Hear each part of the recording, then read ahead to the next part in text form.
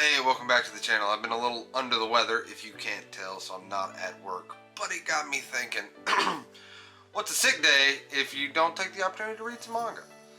And I read a lot of shonen. I don't know if you can tell, but I wanted to challenge myself. And yeah, I could have done the My Dress Up Darlings, the Waterkoi, the 20th Century Boys. I talk about those all the time. But I wanted to read some series that's not shonen. So, here are like my top 5 recommendations if you're into shonen but want to branch out. I'm trying to get some fresh air, make the sickness go away. But the first one I would recommend, Quintessential Quintuplets. Now I hear you. It's a little, you know. But seriously, there's something that's just fun about that series. It doesn't take itself too seriously. And honestly, the comedy lands for me. And it's just one of those series, especially like if you're not feeling good, you can turn your brain off and just enjoy it for what it is, which is just a fun, slice of lifey, romantic comedy. So the next one that I definitely recommend, it's less fun, Silent Voice. I don't think there is another series like Silent Voice. The stuff that it tries to tackle, and in my opinion, succeeds 100% with talking about bullying and making up for past mistakes in your life and trying to become a better person. It is just told so well, and you feel for all the characters. And it has some of the eye-opening and dark moments in a manga that I have read. And if you don't feel like reading because sometimes you're sick, you can't focus on the words, I also highly recommend the anime movie of A Silent Voice. So the next one that I recommend is The God's Lie. And this is one of the series that I didn't know anything about until I finally read it. So what this is about is a 6th grader is going to soccer camp. He decides to play hooky from that soccer camp and strikes up a friendship with this girl who lives alone with her little brother. And they kind of spend all summer together and kind of, have fun and grow close.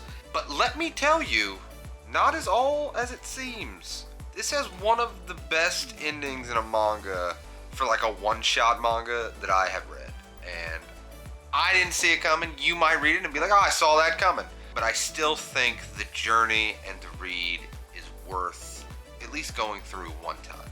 And one of the mangas I most highly recommend on this list, Blood on the Tracks. Let me tell you, a mother and son relationship with some issues. I'm not gonna say this is a fun read, but it's such an interesting dynamic and relationship that it might not be for you. But if it clicks with you and you kind of understand what I think the author is trying to tell with this series, it is something very, very special. And my final non-shonen recommendation is I Want to Eat Your Pancreas. I've already done a full video review on this story. It's about a character who is dying and the friend she makes, and kind of tells about a story that how is life important and what do you take away from the life that you decide to lead. This was one of my first series, not shonen, that I read, and it will always hold a special place inside my heart. And I think it is very, very unique, and it nails what it's trying to tell you. And if you do not cry at this, you are a machine. You are a monster. Seriously. It's so well done. And those are just some of the manga that I recommend if you want to kind of branch out from shonen. Like I said, I'm feeling a little under the weather. The videos will get back to like the reviews and all that, but I just didn't. I was sick. Man, listen. I just wanted to sleep all the time. It's bad. But I promise you, like One Piece reviews and other type of content will be coming. But I just really wanted to make this video because I've been reading a lot of non-shonen stuff on my sick day. So hopefully you found a series that maybe interests you, and pick a series that is something different than what you are normally used to reading. As always, I appreciate you guys wholeheartedly. Thank you for watching to the end of the video. I'll see you next time. Hopefully in like better physical condition.